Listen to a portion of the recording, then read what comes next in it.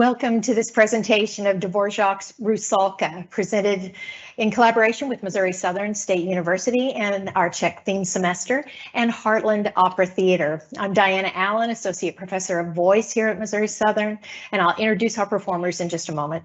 We're grateful to both Missouri Southern and Heartland for their support and promotion of such a wonderful and beautiful work of art as Rusalka. We can't wait to share it with you today. As with many operas, the inspiration is the story. So let's begin with Czech poet, playwright, librettist, and pianist Jaroslav Kvapil. From 1900, he was director and producer at the National Theatre in Prague, and from 1921 to 1928, he was director at the Vinohrady Theatre. He wrote 6 plays throughout his career, but is primarily remembered as the librettist for Dvořák's Rusalka. Kvapil was certainly inspired by Czech fairy tales, stories of water nymphs falling in love with humans. This was a particularly popular theme. 2 literary versions of a similar story also provided inspiration for Kvapil as he developed his operatic libretto. Contrast what we're looking at on the screen, depictions of water nymphs, or rusalky, as they're known in Czech, with the sweet depiction of Hans Christian Andersen's The Little Mermaid, and a French inspiration, Undine, by Friedrich de la Motte Fouqué. Since Andersen and Fouqué, there have been several retellings that we might be more familiar with. So let's compare some plots. In Andersen's Little Mermaid, she falls in love with a prince. She trades her voice for legs. After some drama, the prince rejects her. So she can have her mermaid life back. She throws a dagger and herself into the sea, where she becomes an ethereal, earthbound spirit who can earn her soul back only after 300 years of good deeds. Whoa. In 1984, a movie starring Tom Hanks and Daryl Hannah, Splash, told a similar story. The Little Mermaid, who is not really so little, Daryl Hannah was 5'10", falls in love with Tom Hanks, a prince of produce. She trades her voice for legs, but there is no dagger, there is no death. The mermaid returns to the sea with her prince, Tom. Just 5 years later, Disney produced their version as an animated film. In Disney's version, The Little Mermaid, Ariel, falls in love with a prince, trades her voice for legs. After some drama and lots of singing, the prince marries the Little Mermaid and they live happily ever after until the sequel. There is never a dagger involved in this version, but there is an unfortunate trident death. So in a bit, we will see how this compares to Kvapil's Rusalka. Kvapil's libretto was written before he had any contact with Antonín Dvořák. He completed the libretto by 1899. Then he began shopping it around to composer friends. His friends were engaged with other works, and serendipitously, he read a press report mentioning that Dvořák was looking for a project, and the rest is history. Dvořák began writing Rusalka in the last stage of his career, at a time when he was already focused on fairy tale and mythical themes.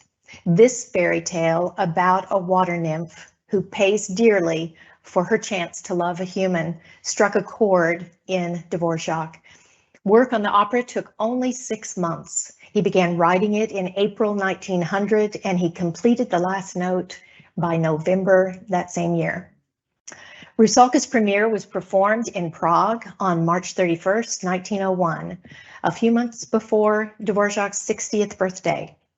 Rusalka was sung by Czech National Theatre's leading soprano, Růžena Mutorová. It was an immediate success in Prague and throughout the Czech lands. Curious that it was not until 1975, 74 years after its first performance, that Rusalka was premiered in the US by the San Diego Opera. Rusalka was not performed at the Met until 1993, 92 years after its premiere. The advocacy of first Renee Fleming and then Ana Maria Martinez has been extremely important in confirming Rusalka's place in the operatic repertoire. Dramatically, this opera is an exceptional example of Czech art music, a fairy tale for adults. Now, let's hear who our cast will be tonight. First, our orchestra is provided this evening by Missouri Southern pianist Kathy Nenegal.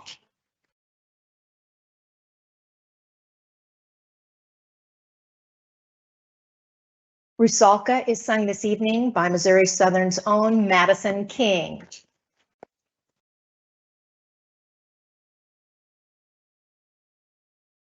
She, of course, from the title of the opera, is our central character, and her thematic music runs throughout the opera. Kathy, could you play us an example, please?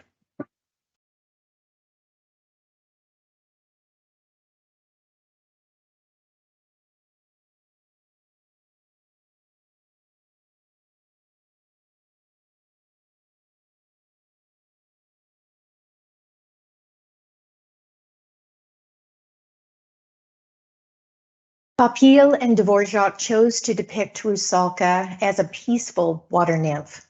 However, as we learn in Act 3, her ending is grim. She returns to the depths of the sea in sorrow. Vodnik is sung this evening by St. Louis baritone and Webster University faculty member Jacob Lassiter.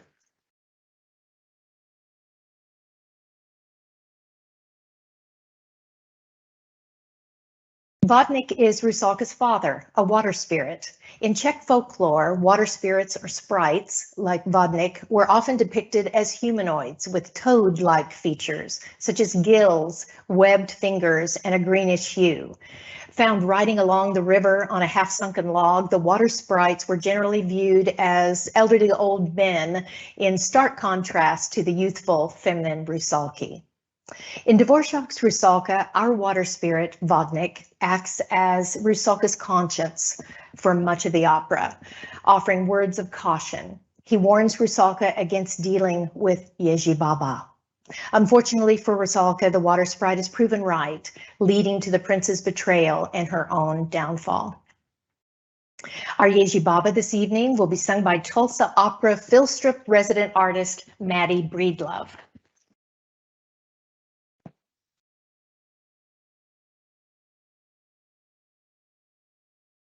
While the word Ježí Baba loosely translates to crone, the folk-like figure is more commonly known as Baba Yaga, a well-known figure in Slavic Russian folklore.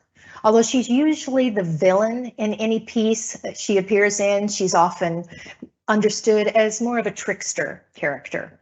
As part of Ježí Baba's bargain with Rusalka, our little mermaid loses both the power of speech and her own immortality, unless she can get the prince to love her. When their relationship sours, Rusalka returns to Ježí Baba, who tells her she can save herself if only she kills the prince with a dagger. Rusalka refuses, so she becomes a bludichka, a spirit of death.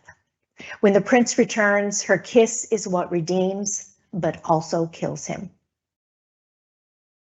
The prince's music is really very beautiful, and I regret that we were unable to contract a live prince, but we will hear from him this evening.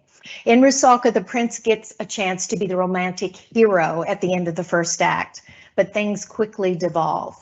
In Act 2, he gets frustrated because Rusalka cannot speak or communicate, so he drops her in a cruel and unfeeling way. Yet in the end, he takes responsibility for this impatience and this ill treatment. He asks for this last kiss, knowing that it will kill him. There won't be any happy ending tonight. Okay, so in summary, let's review. So the Little Mermaid, Rusalka, is swimming around. She sees the prince swimming around. She immediately falls in love. Then she talks to her dad about wanting to be human. Vodnik says, stay away from humans. They're bad luck. And don't ask for Ježí Baba any help at all. Rusalka defies him and enter Ježí Baba. Ježí Baba grants her wish to be human. She gets legs, but she must give up her voice in exchange. Rusalka and the prince love each other, but the prince loses interest. I mean, she can't even talk. Rusalka is alone and heartbroken, but is told when the prince returns, if she kisses him, the prince will lose his life. He does return. She does kiss him. He does lose his life. Rusalka is relegated to a life of living in the depths of the lake, only emerging to drag humans to their death. The end. So quite an uplifting story. But let's hear some music. Okay. In Rusalka's prelude, we hear the ominous music of the tragedy to unfold. We also hear Rusalka's sad theme.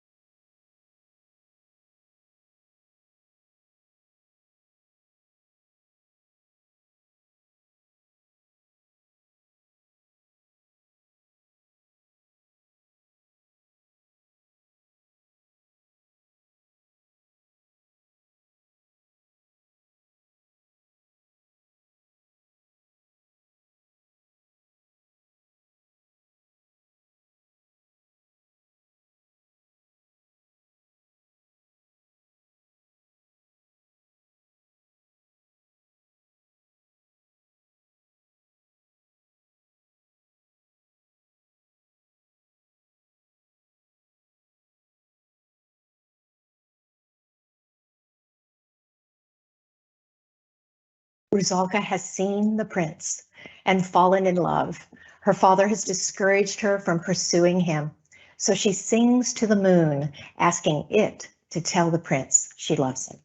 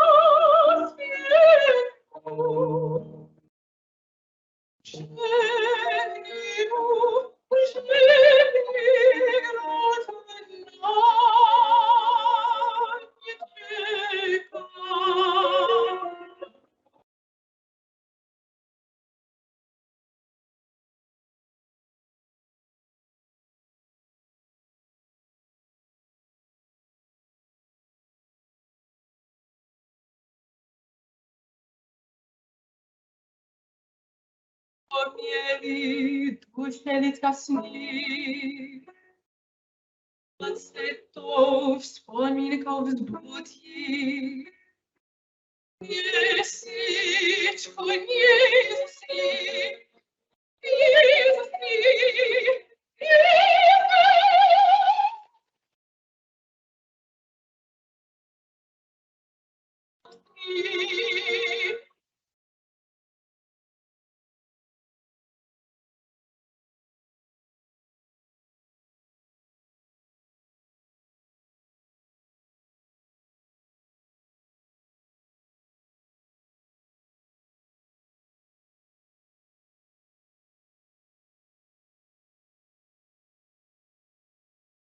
Following the song to the moon, Rusalka goes to Yeji Baba to ask for a potion for her to turn her into a human.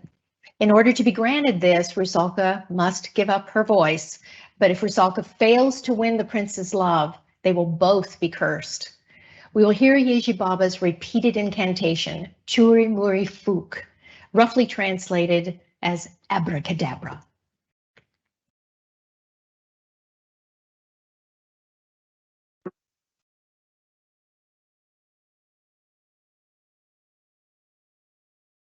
Churi Fuk,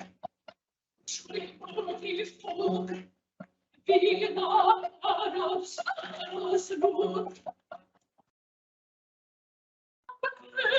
Patrz, desetka pękluczy, te serce patrzy, oko bierz mnie klucze.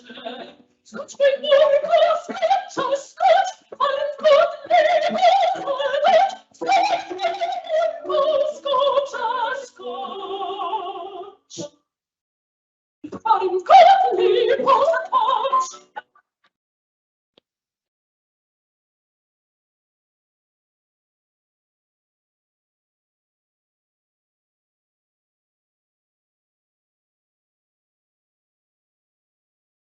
Surely only folk, surely only folk, is a young Choć beleckie biera, a on sich spite, Stoczna, język szlagiernity, Stoczna górka, wypalnie pośmiałe,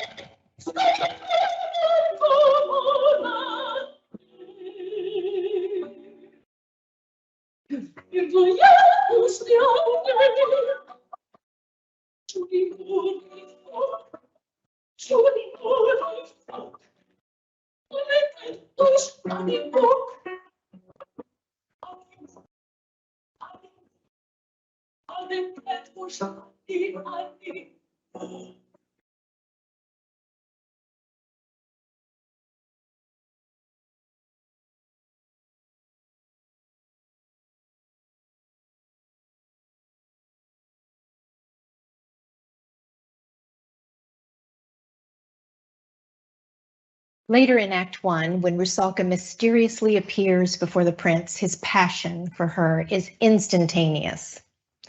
In this aria, the prince refers to the lovely wordless Rusalka as my fairy tale, a beautiful, delightful vision. He wonders if secrets have closed her lips. since she cannot speak to him. If her lips are mute, he swears that her lips will answer to his kiss. He ends the aria wanting Rusalka to tell him that she loves him. The video we're about to watch is of a 2018 Mexico City production. You're in luck if you speak Spanish. There are Spanish subtitles on screen.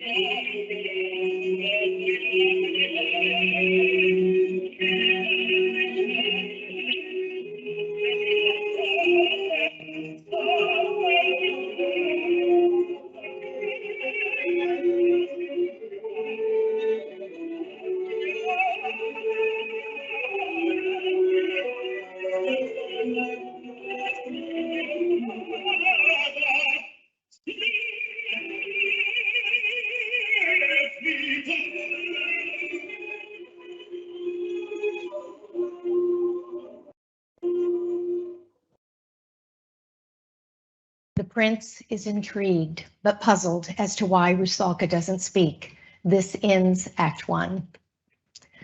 Act 2 begins with Rusalka's father, Vodnik, expressing his sadness about Rusalka's decision to be with a human, the prince.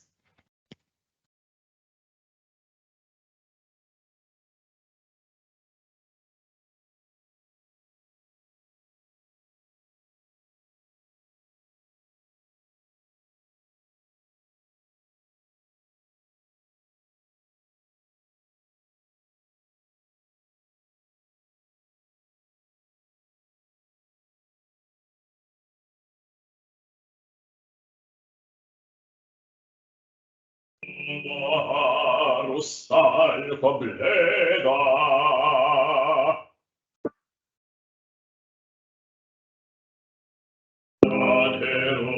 Rozgieta zakleta.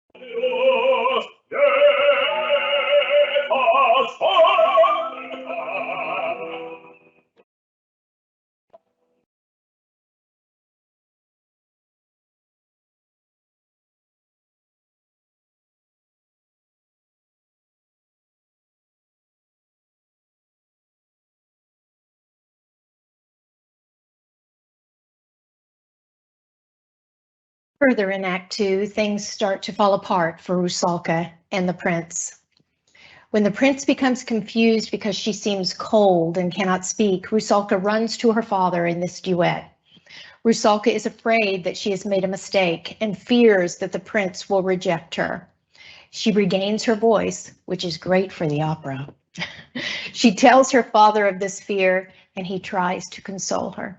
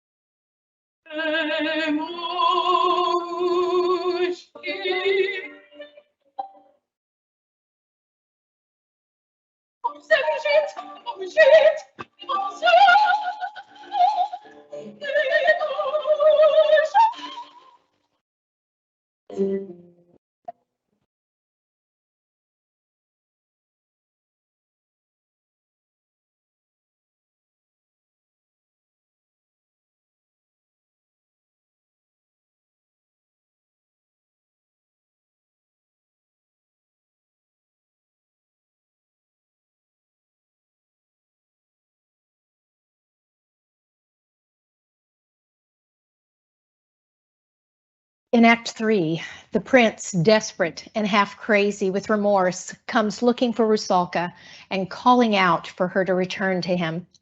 Rusalka appears and explains that having once given the prince her love, she can now only offer him death.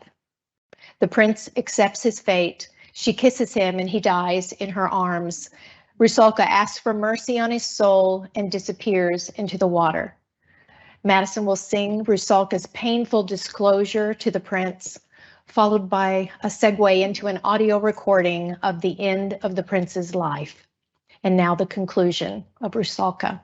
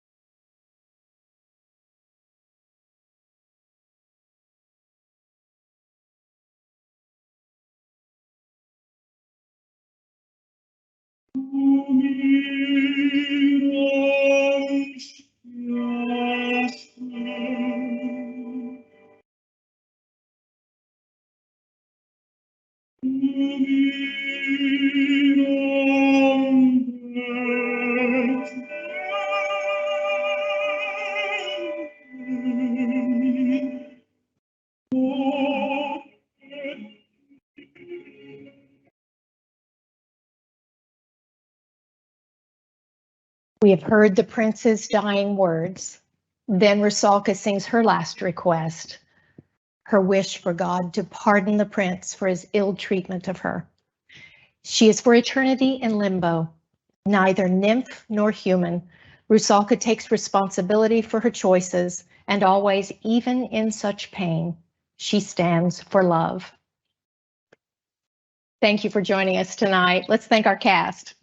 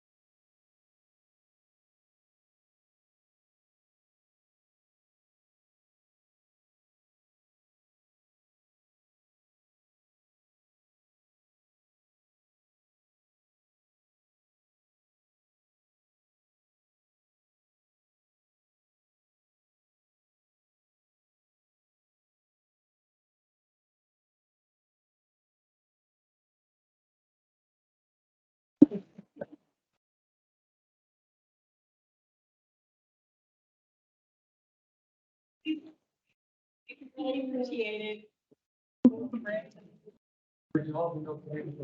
Yes.